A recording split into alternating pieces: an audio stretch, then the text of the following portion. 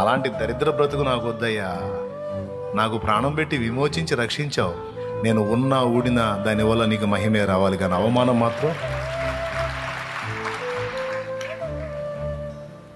క్రమశిక్షణ చర్యలో భాగంగా కొంతకాలం పక్కన పెడతాను. వాళ్ళు దిద్దుబాటు చేసుకొని దేవుడు కనికరించి ఎగ్జామ్షన్ ఇవ్వు, నేను ఆమోదిస్తున్నాను, తీసుకో అన్నప్పుడు తప్పకుండా నేను తీసుకుంటాను. ఆ దీనత్వం, ఆ వినయం, ఆ పశ్చాత్తాపం, ఆ మారు మనసు తగిన ఫలం కనిపించినప్పుడు తప్పకుండా నేను స్వీకరిస్తాను. కొంతమంది ఉన్నారు,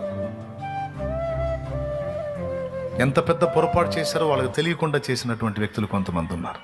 తప్పలా క్రమశిక్షణలో భాగంగా పక్కకు పెట్టాల్సి వచ్చింది, బాధపడతానే పెట్టాల్సి వచ్చింది. పశ్చాత్తాపం నా ముందుగా దేవుని ముందు పశ్చాత్తాపడి దేవుని మనసును గదిలించినప్పుడు దేవుడు మాట్లాడతాడు.